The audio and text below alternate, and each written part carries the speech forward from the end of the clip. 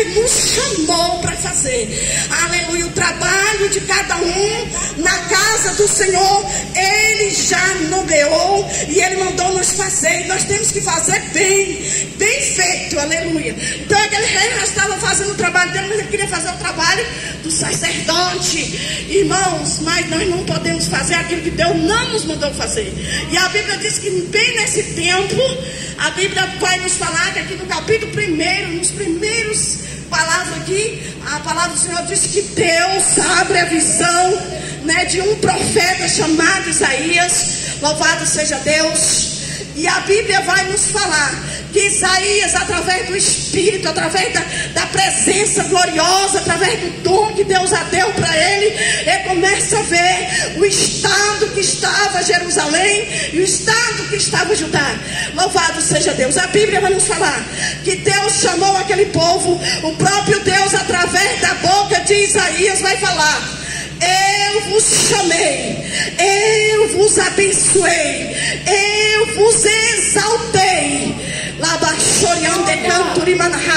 Mas o meu povo esqueceram-se de mim. Ei, irmãos, Deus os chamou a sua nação eleita. Deus exaltou, Deus colocou a nação eleita como um povo exaltado. Toda nação que via falar de Israel, que via falar daquele povo, via falar de milagre, via falar do Deus de Israel. O que Deus fazia na vida deles era coisa grande, mas aquele povo deixou de ouvir a voz de Deus.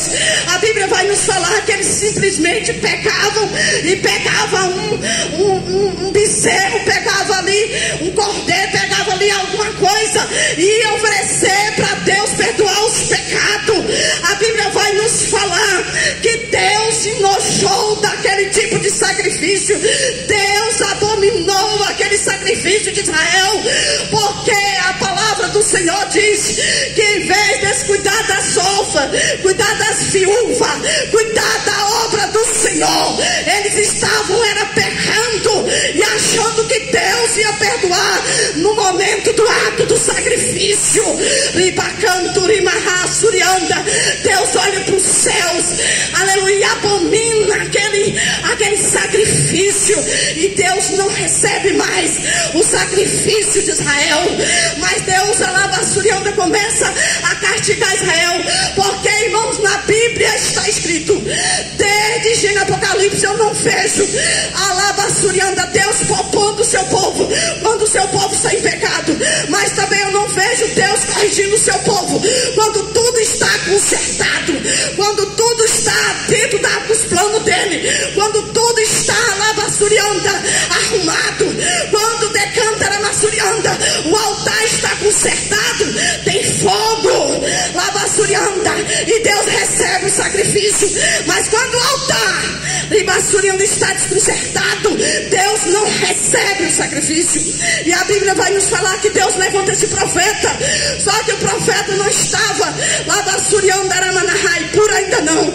No capítulo de número 6 nós vamos ver quando ele vê a glória de Deus, ele sente necessidade de ser santo, de ser purificado. Ele começa a ver com quem ele estava vivendo, ele começa a ver com quem ele estava andando, ele começa a ver os seus pecados e ele sente necessidade, aleluia, da presença de Deus.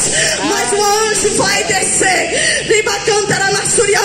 e tudo indica que Isaías estava dentro do templo.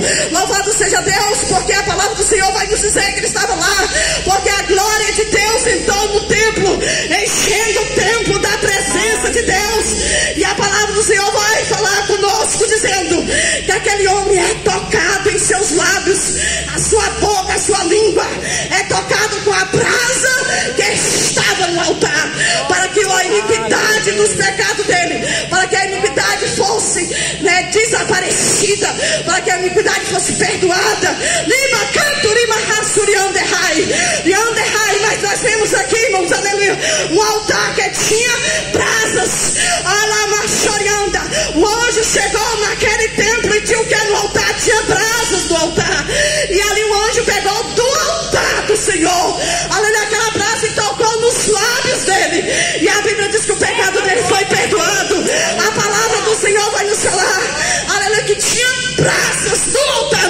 cinzas. E o que era feito com as cinzas, pastora Neuza, a Bíblia vai nos falar, irmãos, aleluia, que as cinzas era tirada até fora do arraial, era lançada para longe, porque muitas vezes hoje tira do altar, mas bota no meio da igreja. Ei, Deus não quer cinzas no meio do seu povo, porque cinzas pagam fogo, cinzas pagam as brasas.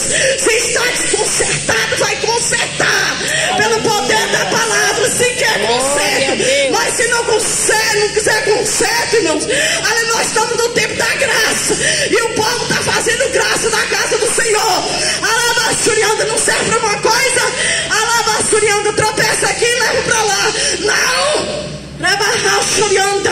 A Bíblia vai nos falar que as cinzas não ficam no altar. Então nós temos, aleluia, uma responsabilidade muito grande.